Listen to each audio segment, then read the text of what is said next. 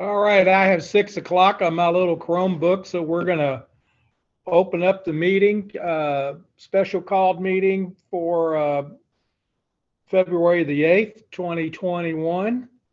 And we need to have approval of the meeting agenda as submitted. I would make the motion that we approve the agenda. Second. We have a motion and a second. All those in favor of approving the agenda as submitted, wave your hand or say aye. Aye. Aye. Okay, fantastic. Thank you all. I'll be voting by hand as well in support of our fellow board member. Excellent. The next item on the agenda is personnel notifications. This is information only. It's not anything we vote on. So I hope everybody's had a chance to take a look at the report. If there's something on there, or if you need to call Dr. McDonald about something, she's always happy to take our calls. So please just let her know. So any comments or concerns before we start into the public comment?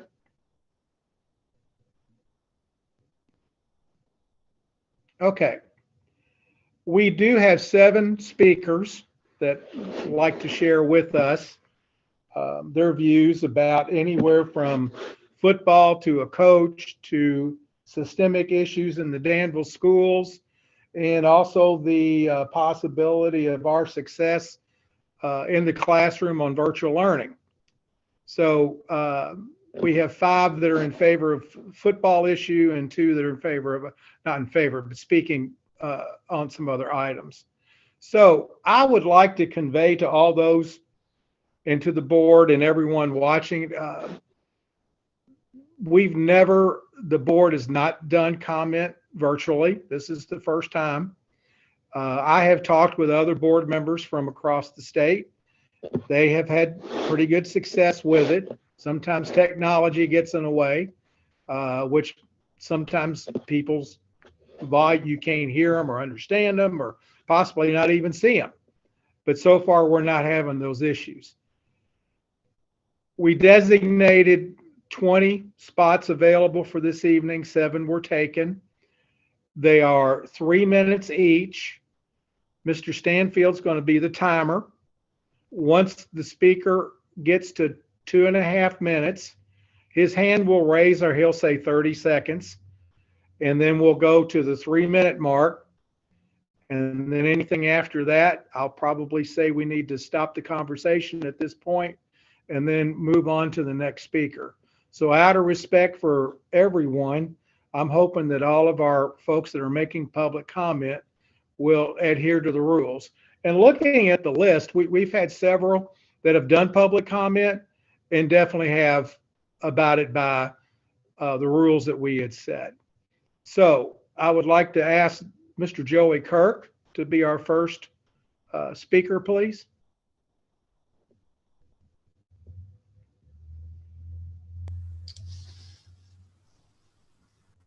Hi, Joey. His audio is still connecting. He's not there yet. Okay, that's fine.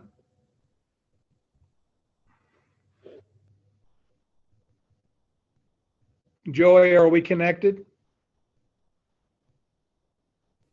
It still says connecting, Steve. Okay. There he is. Joey, if you'll unmute, you'll have to unmute yourself. Okay. Am I up? Yeah, we got you. There we go. You are on. And as I said, Joey, and I hate to interrupt, I'm glad we got you hooked up. As always, we appreciate you wanting to comment on our Danville schools and your concerns. You know, this is a listening session.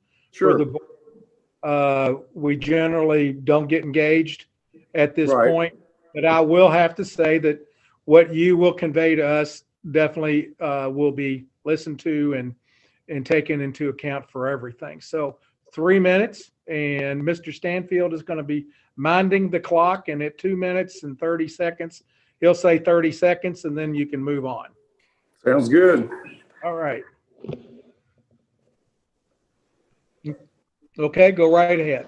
Okay, my name is Joey Kirk. I'm a former employee and current taxpayer of the Danville schools. For the record, I am no one's proxy. The words I speak are my own. Sadly, this is the second time in the past year I have felt obliged to come before you and defend Danville football. Worse yet, the assault on Danville football is not coming from rival schools, it's coming from inside the district. It's strange how coaches from across town and across the state see the value and respect the work Clay has done for our kids, but not this administration. This administration has chosen to inflict vindictive wounds on the program, a program that has experienced success on and off the field. The work and results Clevenger has made helping his players get into college and stay in college is very impressive. Read the accounts of gratitude from former players for him believing in them. For the 29 years I was in the district, I saw a lot of well-meaning plans, initiatives, and programs designed to help minority students make it into college, and they all kind of seem to come and go without much success, with Coach Von Little being the exception. With the help of caring, hardworking DHS teachers, Clevenger has helped 29 minority males get into college. He did it by building relationships, holding them accountable, and getting kids to embrace the struggle and grind of hard work. All of this makes the different direction comment seem so puzzling. Usually the word direction makes people think of a path or a course taken to reach a destination or achieve a desired goal. I think most taxpayers would agree that there would be less than the slimmest of chances to find a direction that comes close to yielding the same results that Clevenger has seen. Furthermore, I would think that this different direction would have started by having a meeting with the team to reassure the boys that just lost their coach, and to some a father figure, that everything will be all right, and maybe shed a little light on this direction. To my knowledge, no administrator from the high school or superintendent has addressed the players or their family in any way. I hope you all will look into this and let me know if I'm wrong. There is another definition of direction that might fit this mysterious course of action: an authoritative statement. 30 seconds, Mr. Kirk, 30 seconds. Thank you. This makes no sense for kids, but it certainly fits the direction puzzle. Lastly, I understand board members are not permitted to be involved in personnel decisions. I also understand that the school board members shall evaluate the superintendent. My question to you all is, can you do something to right the ship in real time, or do we just need to wait for the autopsy of the Danville schools? Thank you for your time.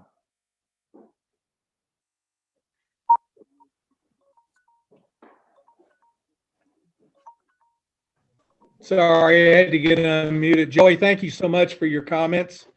And next on the speaker list is Stuart Critchfield. Hello, Stuart. Hey, I'm not on. Stuart, do you want to unmute? There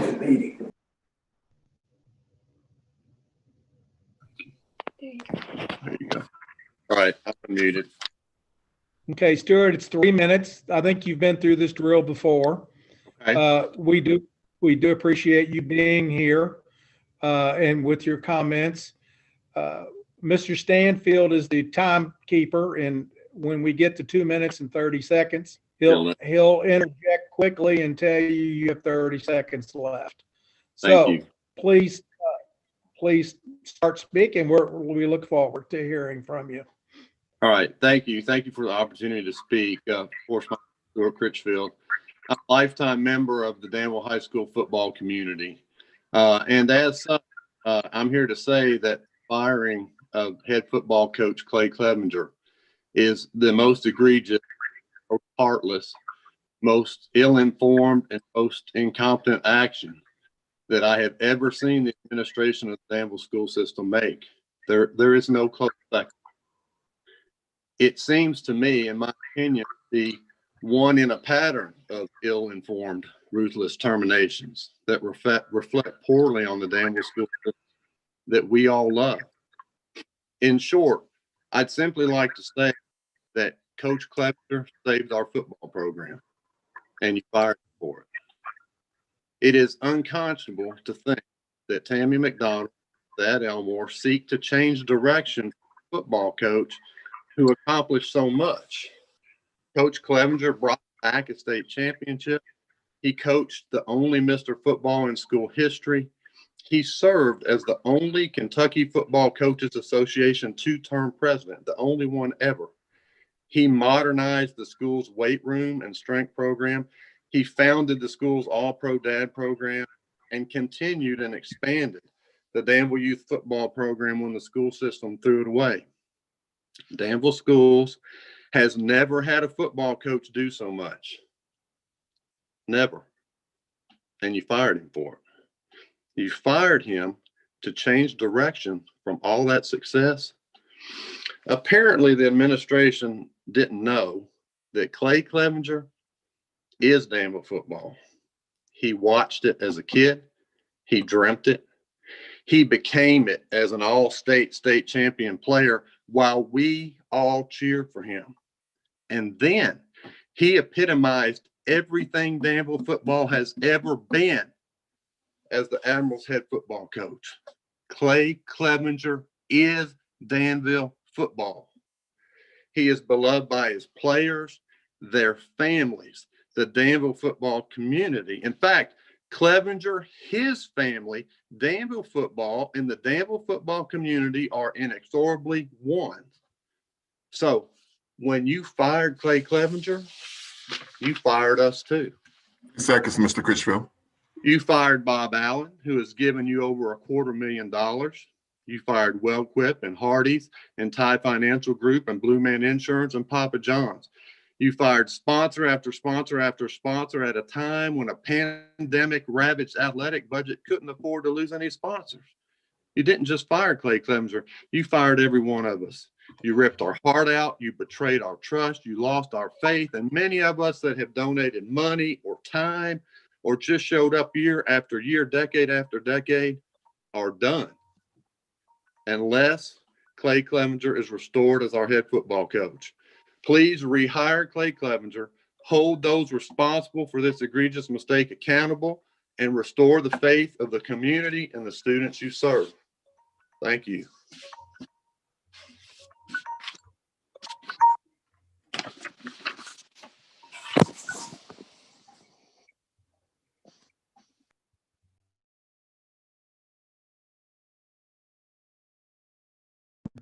Okay, sorry about that. We're going to move on to our next speaker, Jeffrey Guest.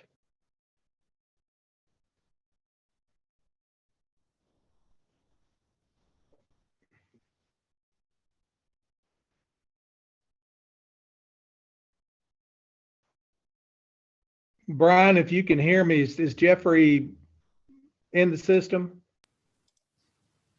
Yes, it's currently connecting to audio. Okay, thanks. Appreciate it. All right, our next speaker is Jeffrey Guest. Jeffrey, you have 3 minutes.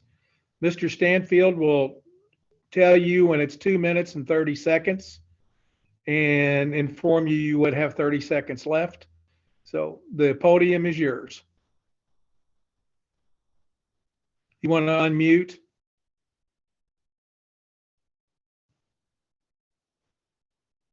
You need to unmute, Jeffrey. All right, can you hear me now? We got it. Yes, thank you. Sorry about that. That's okay.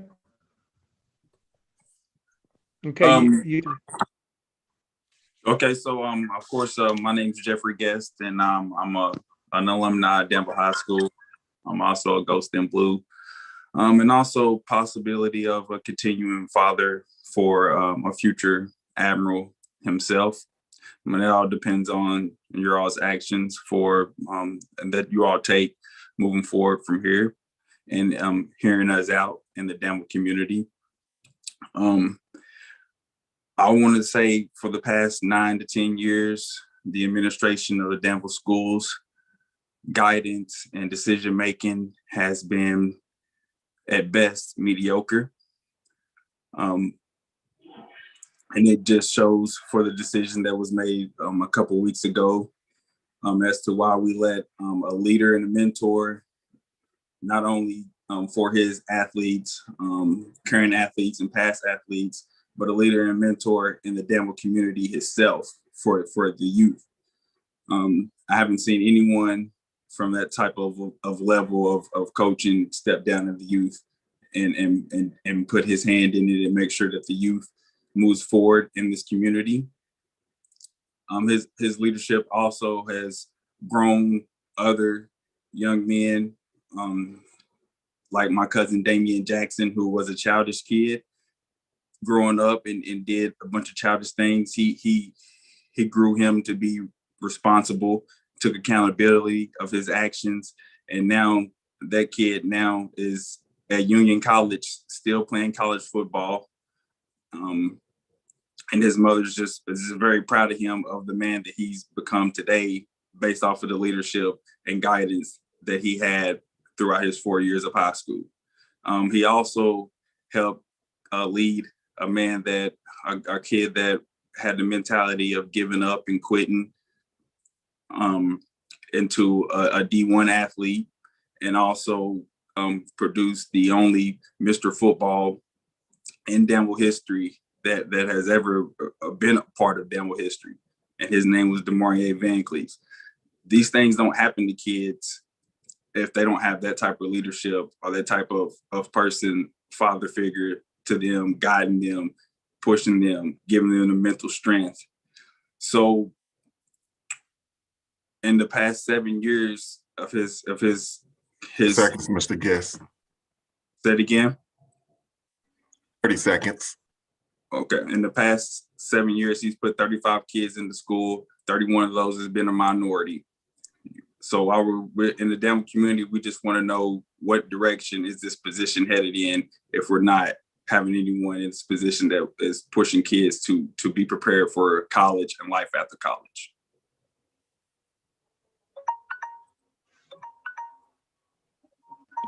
Mr. Guest, thank you for your comments, and this board appreciates your willingness to appear before us. And I hope you do understand it's a listening session for us, and we do not comment during this time. I understand. Okay, well, thank you so much. All right, our next speaker. Okay, our next speaker is Colin Rogers.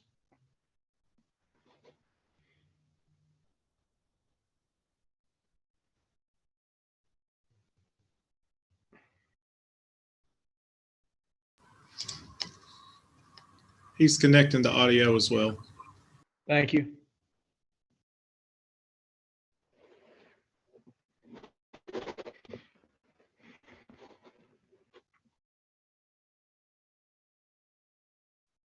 Colin, I think your mute is on.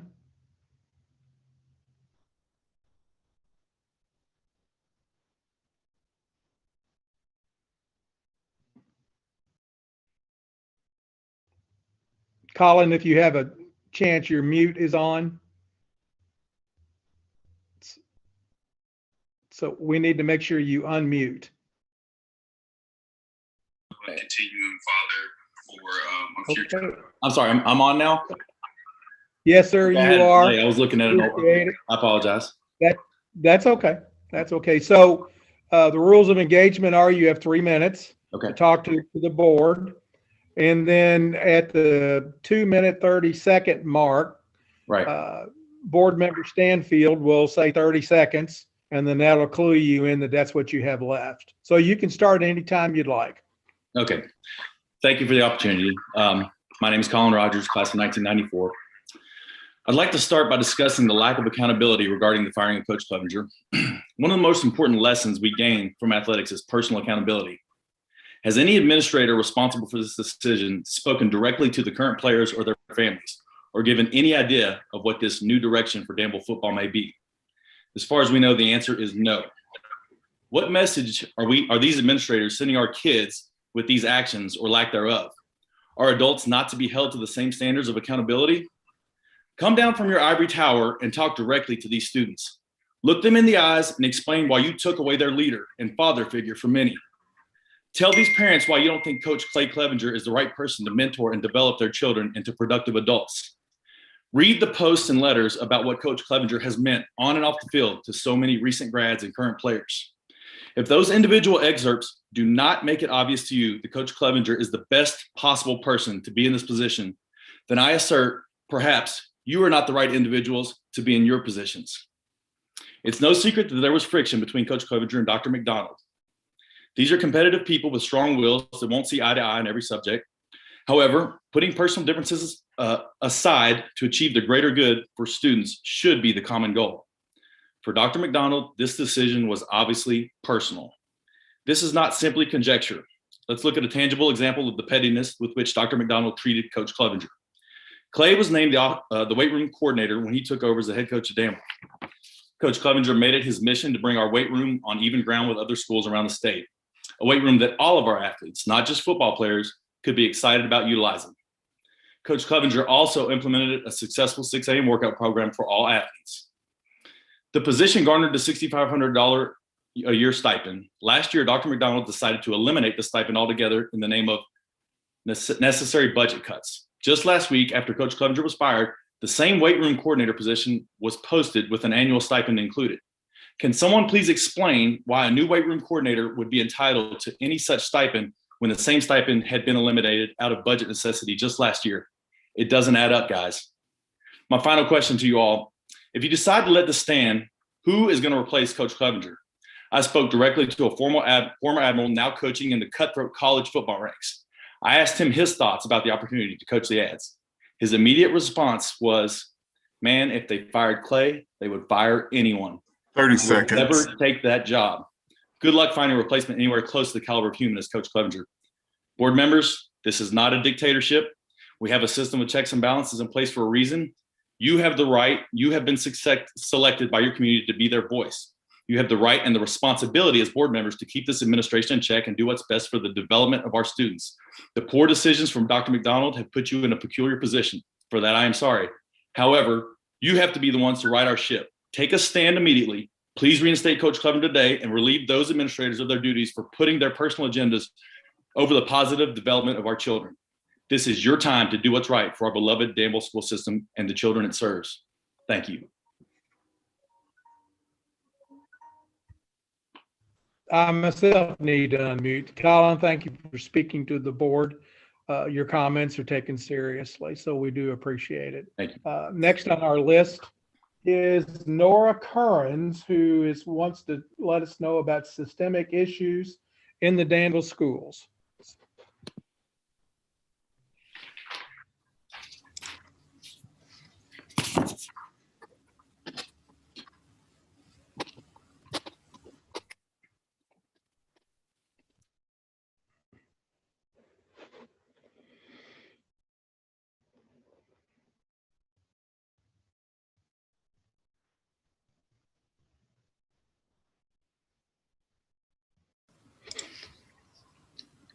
Say that again, Mr. Becker. We're on like a 30-second delay if someone were to be watching it live. Okay, Nora Kearns is our next speaker. She has listed systemic issues in the Danville schools. So we're just waiting for her to get connected.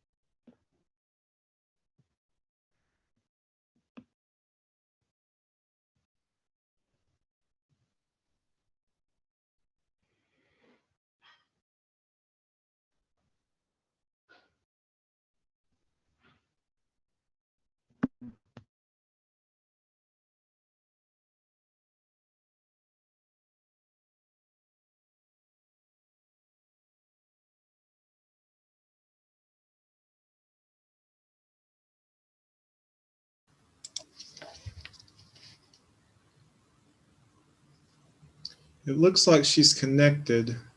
Let's see.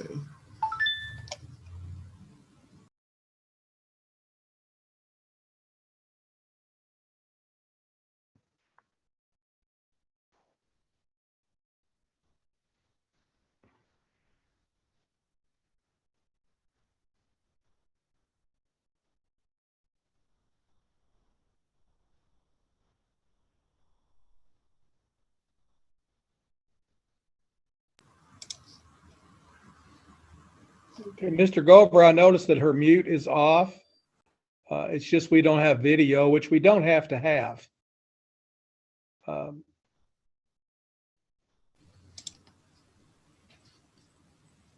Ms. Kearns, Can you hear? me?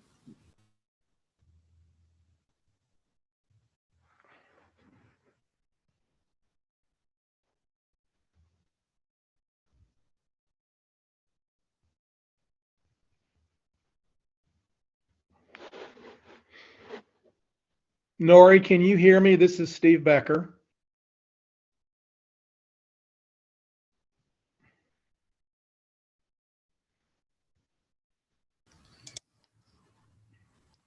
Maybe we could move on to the next person, Mr. Becker, and we'll work and try to get her on. Okay, that sounds good. Definitely do want to hear from her, so we'll try to get the technical things worked out. Thank you, Mr. Gover. Okay, next on our list is Barbara Howe. And Barbara wants to comment on our success in the classroom during virtual learning.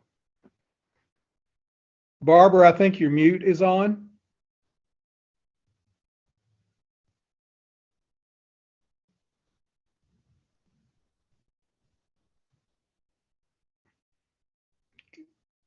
Okay, Barbara, can you hear me?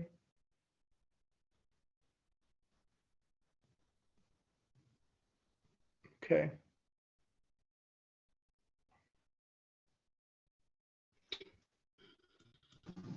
There we go. How's that? That works perfect. How are you? Don't we just love technology? Hey, Barbara, can you hear me? Yes. Okay, and we can hear you also, Barbara. This is Steve Becker. You wanted to talk to us about success in the classroom under virtual learning. So you have 3 minutes. There we go. How's that? That works perfect. Okay, so my name is Barbara Howe. I'm a parent of a Danville High School senior, and I'm also a teacher at Danville High School. I thought this would be a good opportunity to address the public and remind everyone that there are always 2 sides to every story. While many people are able to see one side of all that is going on in the Danville district, I can assure you that everyone is not aware of all the facts. So I wanted to take this time to address the only real injustice happening right now in our Danville school community. That injustice is how negative the view is toward our current teaching situation. Yes, the pandemic has negatively affected our student engagement and success. Yes, the result has been that some students are failing. Why they are failing has been a well-discussed topic with questions left unanswered. Even this board has searched for answers. I just want to shed some light on one of the positives going on, and there are positives. There are teachers who are connecting with students like never before. They have adapted their curriculum, their teaching styles, and especially their delivery methods. They have made it work despite the ever-changing COVID restrictions. I would like to personally invite you all, the board, to join one of my co-taught math classes with Mrs. Cameron. We had 23 out of 25 kids pass algebra last semester, and the remaining 2 are eligible for credit recovery. We maintained a daily expectation for students to show up to class, and instruction was taught through whole class, small group, and one-on-one instruction. Our kids showed up and did the work. We also built a strong relationship with our parents. We offered frequent communication to ensure that our parents were supported as well. The success was echoed in other classrooms in our building too. So, not every teacher was sitting at their desk with their feet up on their phone. Another contributing factor to student success has been the support for teachers, parents, and students from our administration. They care about equity for every student, and I feel that they are moving us in the right direction. So my hope is that this board can truly partner with every teacher, parent, and administrator to support our learning community and provide a fair and equitable education for all students in our district. Thank you. 30 seconds remaining. I'm done. That's it. We appreciate you participating. And it's always nice to hear good news. Thank you. You're welcome. Now let's move on. Mr. Gover, do we have any luck with Nora? We're emailing back and forth, so we're trying to work it out. So I would move to the last speaker, and then we'll try to come back. Okay, so if our last speaker is John Bailey, and John wants to speak on behalf of Coach Clevenger. John, can you hear me?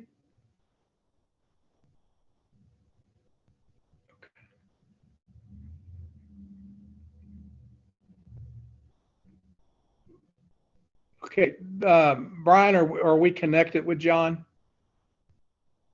Your mute is on, John.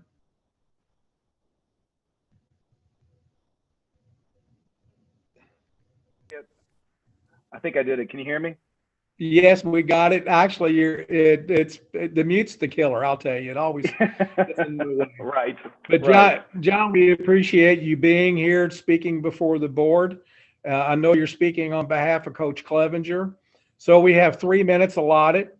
Board member Stanfield will jump in at 2 minutes and 30 seconds and tell you have 30 seconds left, and then Yes, we'll proceed on from there. So John, the podium is yours. Yes, sir. Thank you. Thank you all very much for your time tonight and your interest in hearing from the community regarding the firing of Clay Clevenger.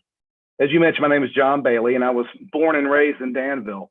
Went to Jenny Rogers, Bate, and then Danville High School. I played football at Danville from 1985 to 1989, and I was part of the 1987 state championship team. My father, Dr. Quinn Bailey, was a team physician for the football team for almost 30 years. Danville football has literally been in my blood since I was a very small child, walking the sidelines of Admiral Stadium with my father on Friday nights. I know what the value of this program is to this school and to this community. And more importantly, I know the value of the men who lead and have led this program. When I played, it was men like Coach Mike Swain, Coach Sam Hart, Coach Kenny Young, Coach McAfee, and many, many more. These coaches played an unmatched role in turning young boys into men.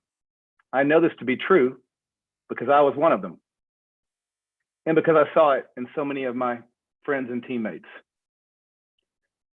Clay Clevenger represents the best of what a coach should be. I'm not even going to talk about wins and losses, though other people already have. He did recently win a state championship. And the wins and losses are great, but what really matters is the impact he has on his players and on the community at large. He understands that being a coach should be a calling.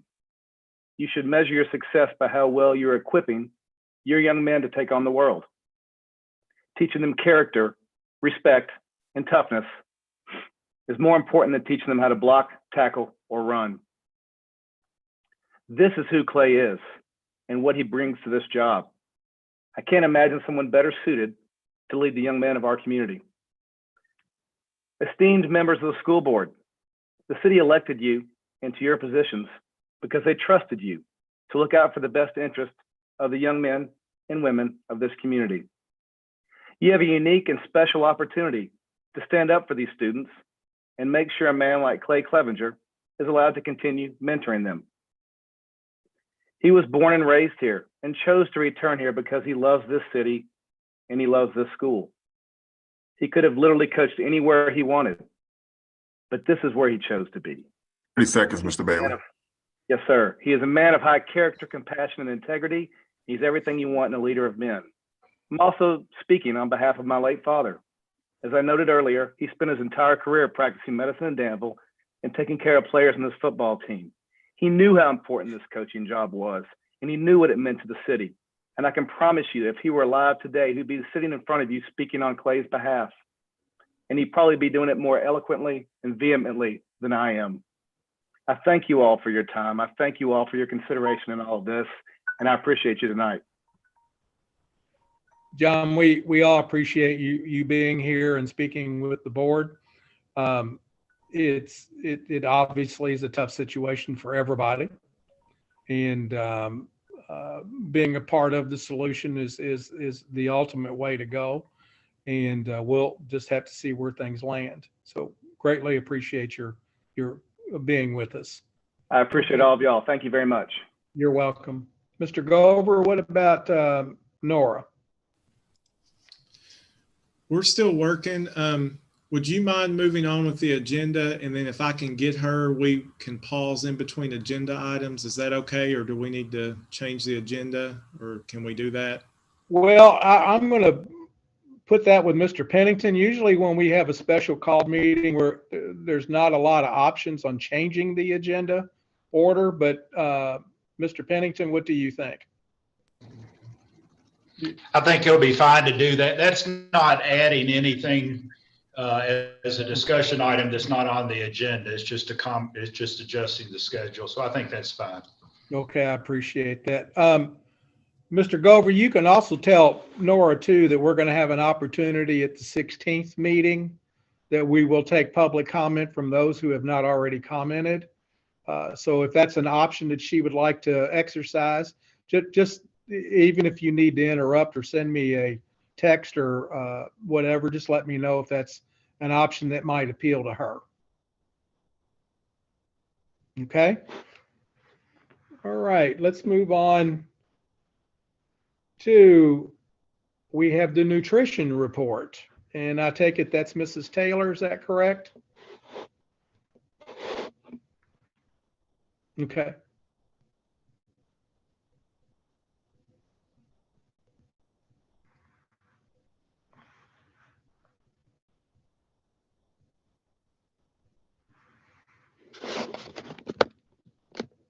Okay, is Mrs. Taylor on with us?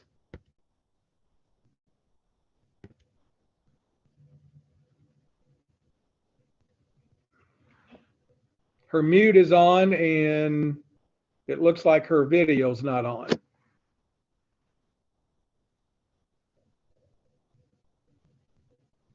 Maybe somebody could send her a text.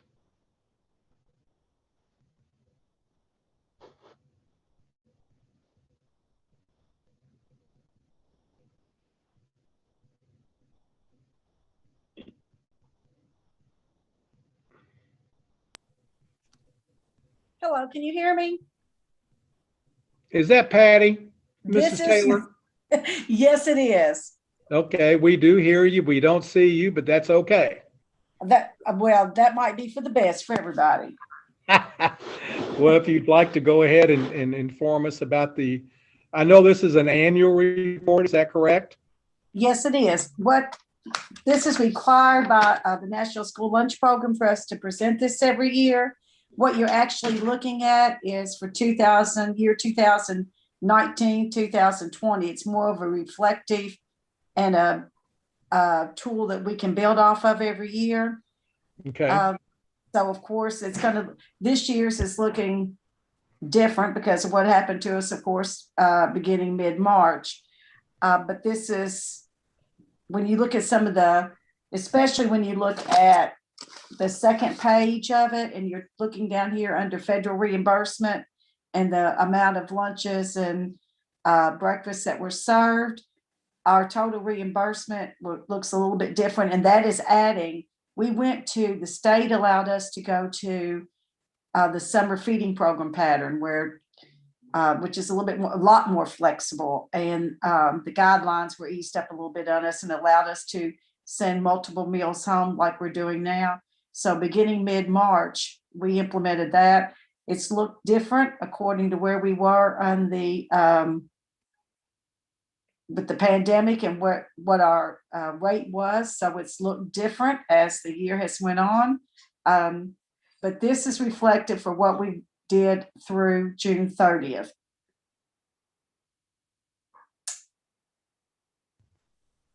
And I can tell you, because I didn't have the last year's put beside it, but I can tell you the difference from 18-19 to 19-20. We had a total reimbursement was $105,817 less. Our lunches served, we served 70,000 less lunches and 15,000 less breakfast. This 2019-20 than we did in 18-19.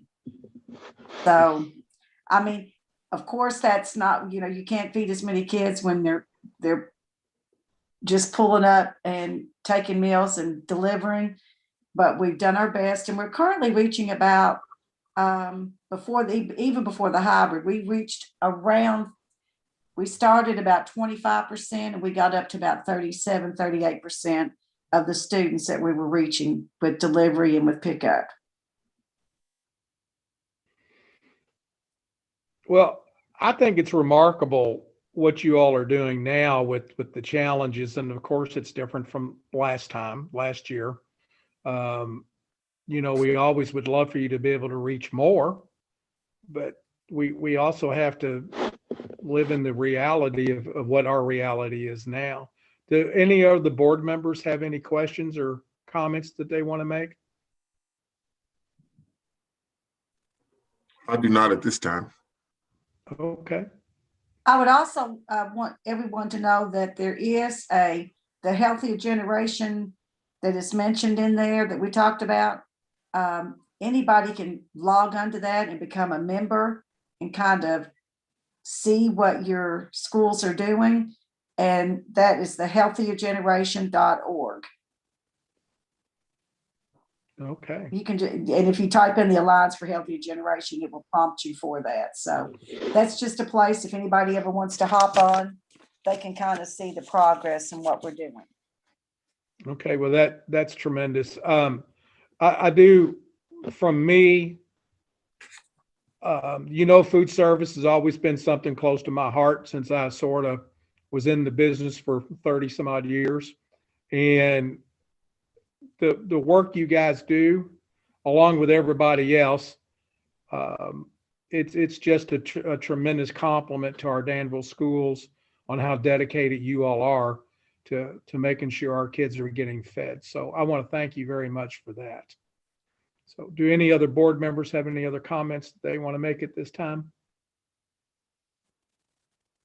Okay, seeing there are none. Mrs. Taylor, thank you so much for the report as always. Thank you for your time. And I just want to mention everything that's been done is because we have such a tremendous and flexible staff that they're willing to do whatever it takes to get food into the bellies of these kids. So they've been awesome. Okay, well, that's fantastic. I see a face there by someone named Nora. Oh, good. And Donda. So, Brian, Mr. Gover, are we ready for Ms. Kearns? We are ready, I believe. Okay, Ms. Kearns, welcome. Just wanted to let you know that you have 3 minutes. At 2 minutes and 30 seconds, board member Stanfield will probably chime in and say 30 seconds, and that'll let you know that you're that close to 3 minutes. You are going to speak to us about systemic issues in the Danville schools. So the podium is yours. Good evening. Thank you all for having me tonight. I too really want to thank all of the teachers who have put forth such extraordinary efforts during this very unique time in history. It has been challenging for all, I understand. And so that is why it's even more concerning to me that we have chosen this time to take our football program in a different direction. I'm here to speak about not only Coach Clevenger, but other unrepresented employees and former employees of this district. Coach Clevenger may be the most visible face in this district. That in and of itself seems to stick in the craw of your administrators. Coach Clevenger has by all accounts done a tremendous job for your district, but this is not a one-off deal. This is evidence of a toxic workplace and systemic failures in policies and procedures in your district. Coach Clevenger is not the only person who has been retaliated against and who the administration has tried to force out. This servant leader of a coach who has worked tirelessly for kids got up and came to work every day, no matter what this administration tried to throw at him. You have received now many citizens' complaints under your policy 10.2. You have a duty to manage the school system. You have the power to conduct an investigation. In fact, you have subpoena power. You have the power to halt all hiring and firing within the district while you conduct an investigation into the illegal practices of this administration. As board members, you are bound by a code of ethics. That code of ethics requires you to govern effectively and with integrity and practice good stewardship of the district's human, financial, and property resources. You are to act as staunch advocates of your professional staff.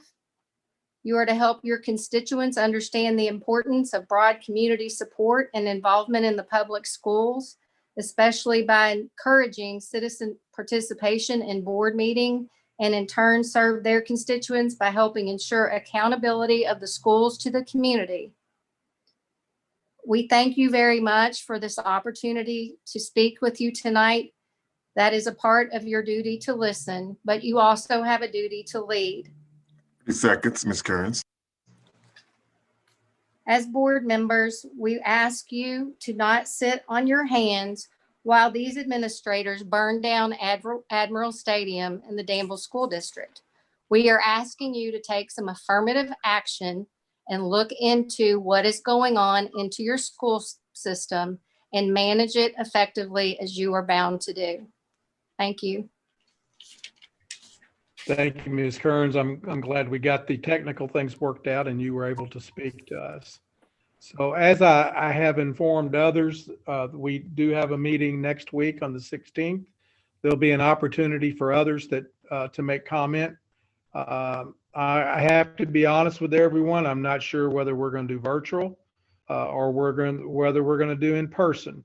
I know personally, I cannot do virtual meetings for the next 3 to 4 weeks. I have health issues. I've undergone major surgery, and I have another surgery coming up in several weeks. So me personally, I would not be attending an in-person meeting, but would try to make arrangements through Skype or whatever it would be so that I can participate. So we will know more about the logistics as far as next week. And if that meeting will take place in person, it will be at Gravely Hall, because that's the only large enough place where we can seat folks appropriately 6 feet apart and so forth. So, but like I said, I do appreciate everyone that has participated in this. Dr. McDonald, can you put the agenda up? I have lost my agenda on the 3 computers I'm with right now. So, okay, can you make it a little bit larger? There we go. Okay, so we've had the nutrition report, and now we're going to talk about library services. And that must be why Donda's here, was to be visiting us.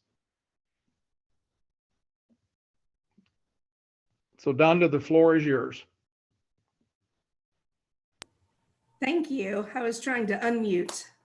I appreciate the board asking to get a library services update. We were super excited, and our team of library media specialists meets on a monthly basis. We have continually, even during this virtual time. And so we were super excited to be asked to join you. We just did a little survey of things that are happening. Obviously, it's a strange time that we're living in. But even in the midst of the crazy and the strangeness, we have lots of highlights and wonderful things that are happening in our libraries. And just a few of the first semester only highlights is we have been able to develop in all of our schools curbside pickup for students to actually still be receiving print materials and books and resources from their library. They're not being left out, and they're able to get what they need. We even have some librarians that are delivering those materials to students on their porches. So when we're in hybrid situations, the students are able to make requests, and those library media specialists are delivering them to the classrooms to individual students. So that's pretty exciting to see all that happening. We have a lot of new things that have come up in this time. One of those is the introduction of Macinvia, and that's an online resource where students can access ebooks, electronic books, and also audiobooks. Not only are librarians super involved in our local group where we meet monthly and we're figuring things out because we're the only person in our building that does our job. We have to reach out to other places to get help and to get resources. So one of the things that happened across the whole entire state of Kentucky is that all of the librarians in the state got together and said, hey, we've got a serious problem and we need a solution.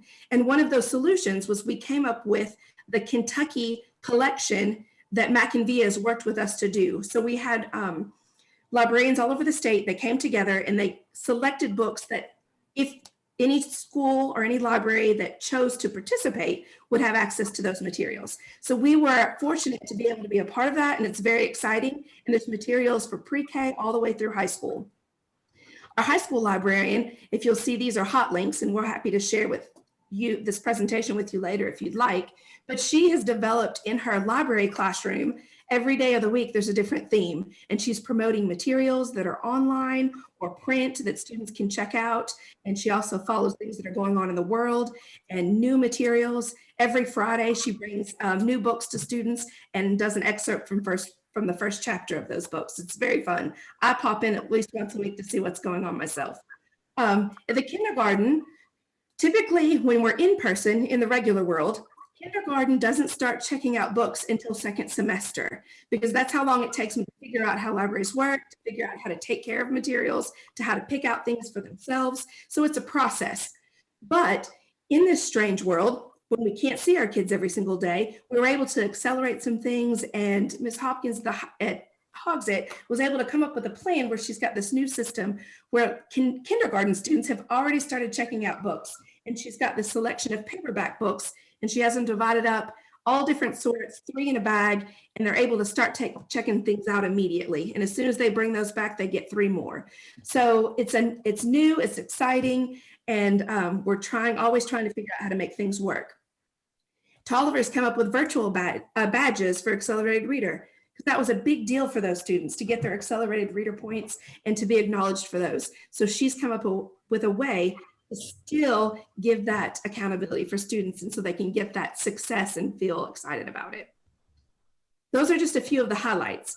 But in the midst of all of that, all of these other things are going on. So in the age of virtual learning, these are how we've adapted to make things work so students are not missing out. All of our librarians have their own Google Classrooms, and they have Google Meets. They see students every week.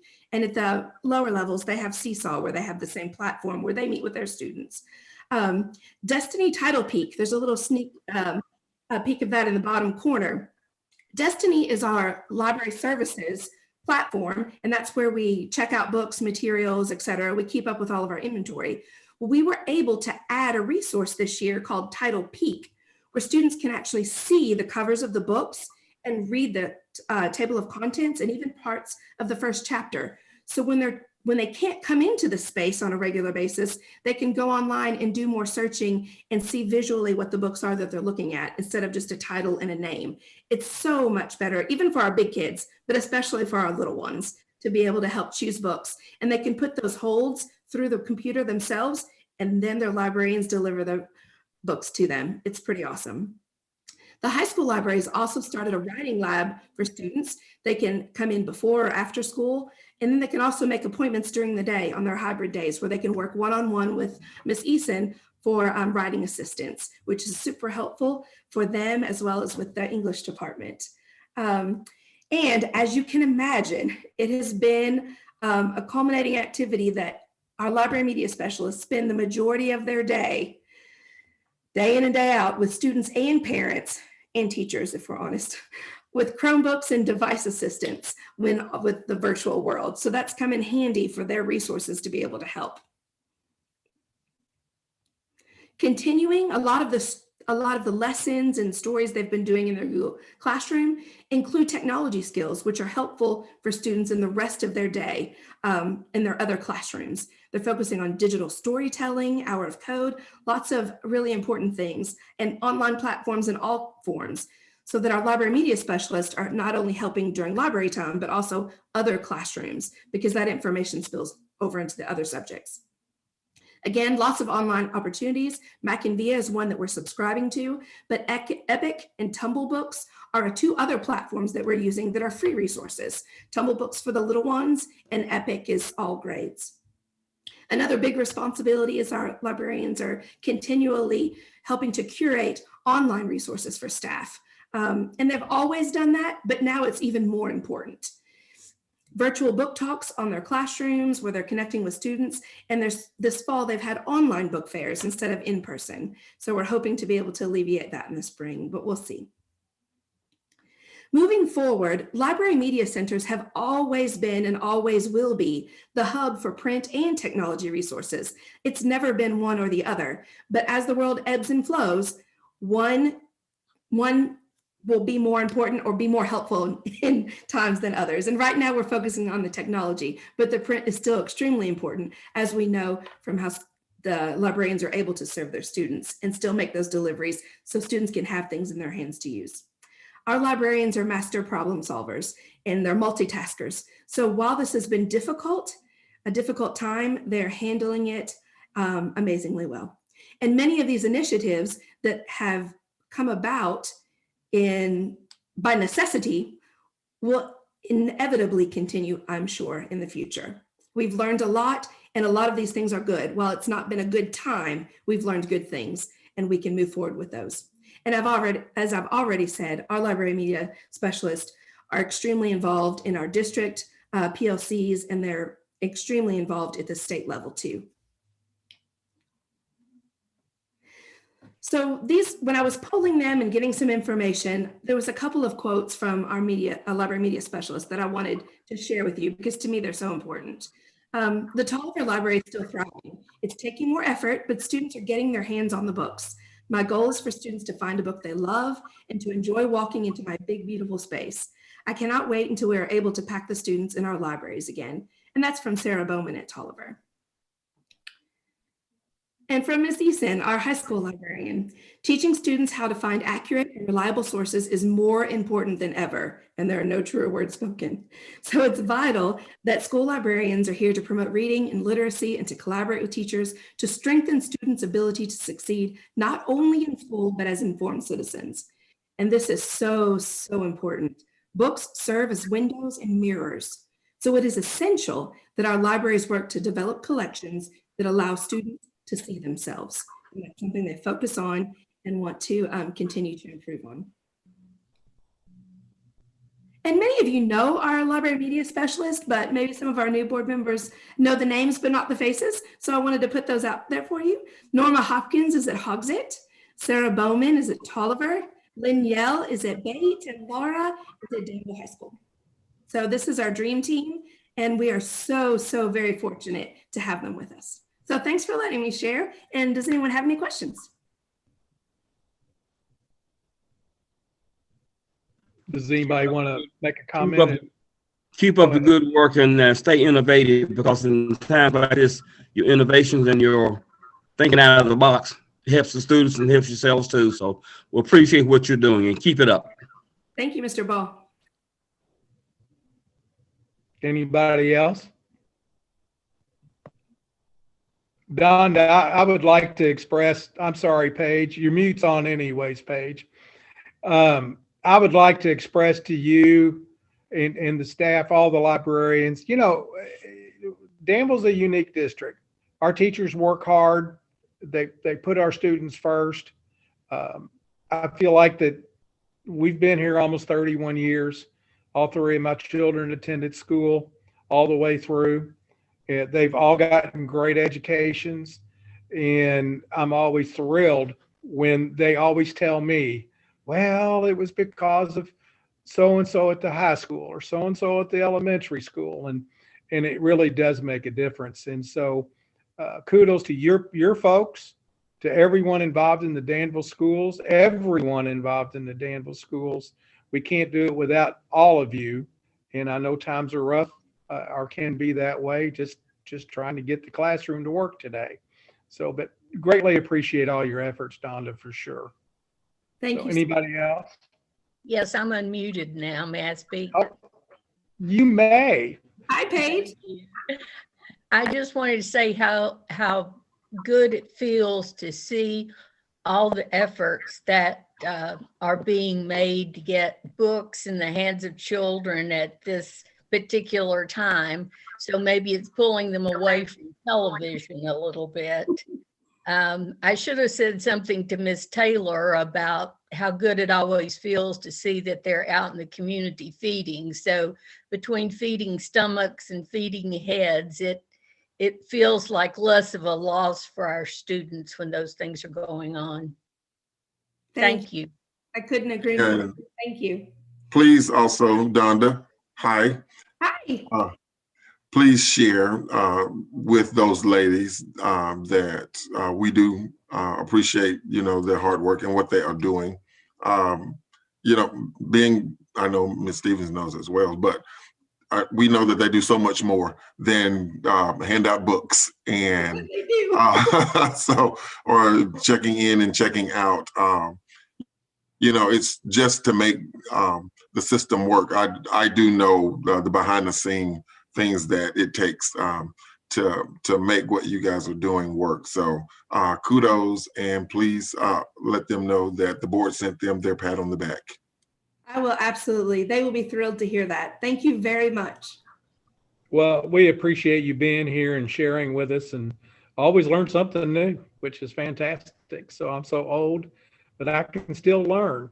So well, I'm so old that thank I you, had Don. children when they were in school. Thanks.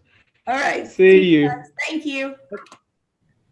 All righty. Our next report will be from Mr. Ballard, the calendar committee members.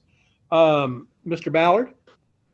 Yes, this is the first step in compliance with KRS 158.070, where we make a recommendation. I put this together on behalf of Dr. McDonald, and this is my recommendation of the board to start our 21-22 calendar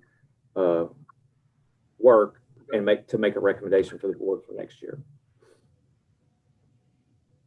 Okay, has everyone on the board had a time to take a look at the committee members? Yes, Mr. Ballard, what are the asterisks by those names? A good question. Those are some people I asked to come back, and there's some other people who have served. We have found in committee work that it helps to have some people come back the following year, so there's not as much of a learning curve. Thank you. Yeah, which is true, Mr. Ballard. I mean, you've been doing this a while, and I've been involved with calendar committees over the years, and it does help to have folks that have been on the committee just to sort of say this is what we did last year, or this is our guidance on this. Can I ask at this point? I know the calendar we've been on, I think, has been successful, seeing that it started after the 25th. Do you have any direction at this point that you all may be looking at? I've spoken in great detail with Dr. McDonald regarding this, as well as Mrs. Satterley and some of the principals. And we will be definitely taking a look at the 173 instructional day calendar, and not to give too much, but I'm really going to press the calendar committee to take a serious look at this student, variable instruction calendar, where that allows us to start that first Monday, no earlier than the first Monday of the 25th. And I think I've got something worked out where we can get 173 instructional days in, still do a spring break, winter break, and fall break that coincides with our counterpart across town, which has always been a very important piece. So I feel confident that we can meet all of the things that we've talked about from last year, and also take some of that feedback that you were aware of, that the committee did all that work last year.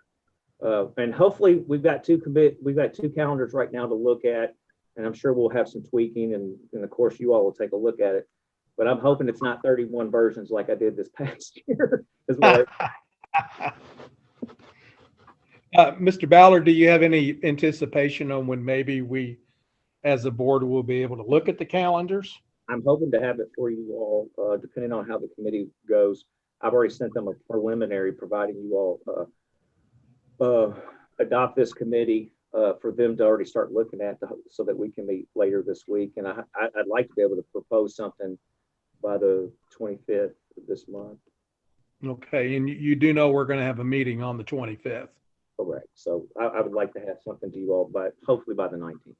Okay, do any other board members have any questions or concerns about calendar? At this point, saying there are none. We do need a motion so we can approve the calendar committee. I make a motion that we approve the calendar committee as proposed now. Second. Okay, we have a motion and a second. All those in favor of the calendar committee as submitted, wave your hand and say aye. Aye. Aye. Anyone opposed? Seeing there are none, the motion carries. Mr. Ballard, thank you for your work. Greatly appreciate it. Okay, now we're down to an update on the COVID vaccination. Dr. McDonald? Yes, so just a quick update. So we had our first vaccination for our staff. And at that time, we had 69% all of Danville staff received their first COVID vaccine shot. We are scheduled to have our second shot on February the 26th. That's on a Friday. And that, of course, is dependent on the number of doses that we need arriving from the state to our local health department at the beginning of that week. So we're scheduled for the 26th. We're hopeful that all those doses will arrive from the state and that we will be able to do that. And when I state that 69% of the staff received their first dose, we actually have a higher percentage of our staff that have been vaccinated. That 69% is the number of staff that actually received their first dose with us through the Boyle County Health Department. We do know that we had some staff that went to the UK Kroger Field site and received vaccination there, and a few others at some other places. So the percentage is slightly higher, but of course we only have actual counts on those staff that took their shot with us in the local health department. So, but it's really, it's a high percentage, you know, and that's really nice. So I know that I and many of our staff are looking forward to that second dose on the 26th. Steve, I had my second shot on the Saturday past on the 6th of the VA. So I'm finished. So, so you're good. I like that. I just want to compliment all those involved. It was well organized. It was executed very well. I have to compliment also the partner in this that helped make it happen was our health department. And just every face that I saw there that were happy to be there and they knew that they were serving not only our Danville schools, but also contributing to hopefully the decline in the COVID vaccine that's in our community. So greatly appreciated. Anybody else? Ms. Stevens, do you have anything?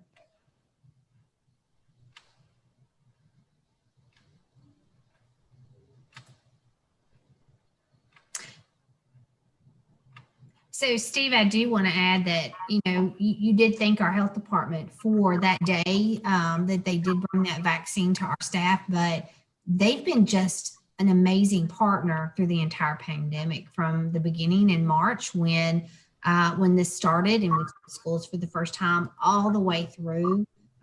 We just couldn't have asked for a better partner in helping us in decision making and really putting, you know, the needs and you know, concerns of our staff and our students and our families. They are an amazing partner and have just been great to the Danville schools.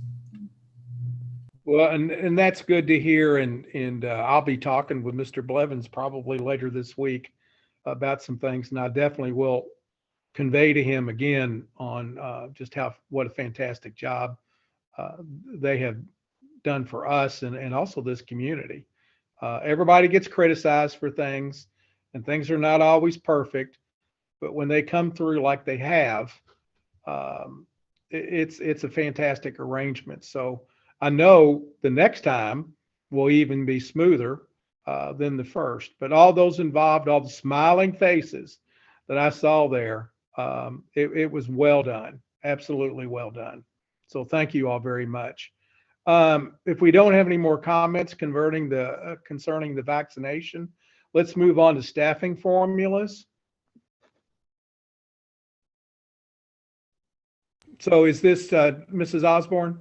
Yes, this is the exact same as last year. We haven't made any changes to it. And I brought it to you a little bit early. We want to get a head start on the March 1 allocations for the principals.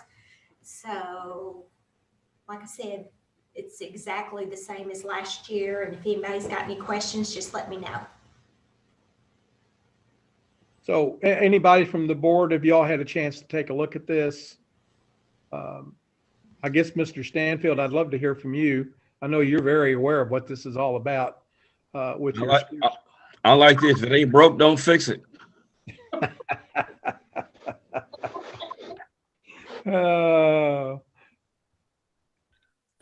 Yes, Mr. Becker, it looks good to me. If what is what they used last year, I mean, at this time, I have no issues. Okay, it sounds good. Ms. Stevens, do you have any, you've gone through this many times before?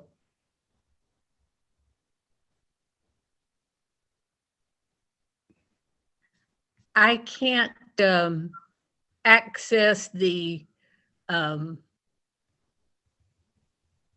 folder, so this is the first time I've seen it. Okay.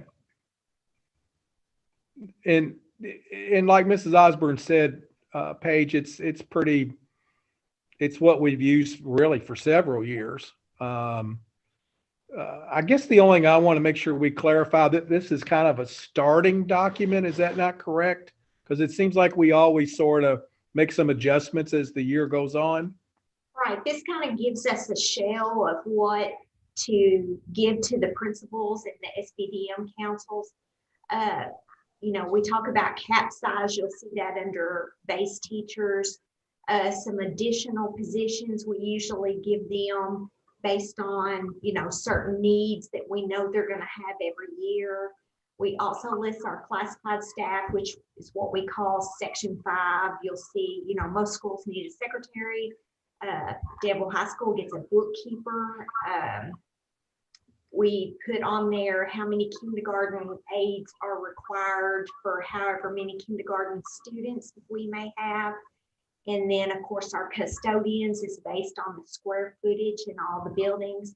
This is just kind of the shell of what the basic things they need. And then we go back and figure up their allocations for school based on this. And then they bring back to us what their plans are. Okay. I do like the fact that we're going to do this a little earlier. I think it gives everybody a chance to remind themselves of what the numbers are. And then, like I said, we always seem to make adjustments because I know this really isn't due until March. Is that correct? Correct. Okay. All right. I'd like to see us go on and go ahead, Mr. I would like just to ask for some clarification on one item, please.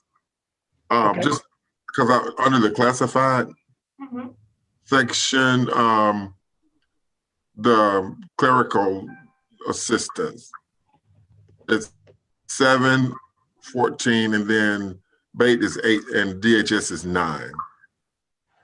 Yeah, classified staff, we don't really add them by FTE, they're hourly. So usually your classified staff, you may say 8 hours, for example, could be 2 4-hour aides, or it could be a 6-hour and a 2-hour. Usually the classified staff being their hourly, we leave that up to the principals to use at their discretion. So yeah, I understand that part. I was just trying to, so they get, I guess I was trying to see why, like the elementary gets 7 hours, but the middle school gets 8 hours and the high school gets 9 hours. A lot of it we inherited. There's people already in those positions, and that's just to cover them. God, yeah, okay. I was just making, it just looked a little, I just want to make sure it was equitable across the board. Maybe that's something we can look at later. Yeah, I think it is, Mr. Stanfield, but I'm like Mrs. Osborne. There are certain ones in certain positions that are been with us as classified employees and for a long time. And a lot of that is to accommodate, and that's fine. And the principals really are pretty good at working these numbers. I'm always amazed on how creative they can be. But if we don't have any objections, I'd like to have a motion to approve the staffing allocations.